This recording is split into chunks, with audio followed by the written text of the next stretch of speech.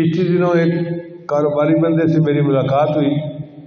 उसने कहा जी कि मेरे वाले साहब हर साल पूरी ज़कात अदा करते हैं।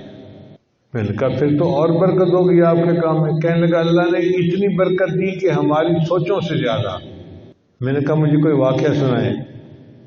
कहने लगे हमने पूरी ज़कात रमज़ान में अदा कर दी और उसके बाद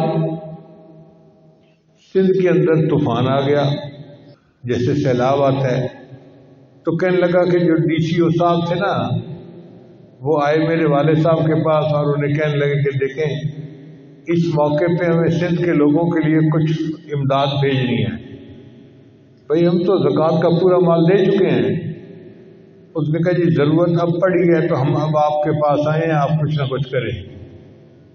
कहने लगे मेरे वाले साहब ने हिम्मत की और 4 करोड़ रुपए का सामान लेकर उन सैलाब ज़दगान के लिए भेजा।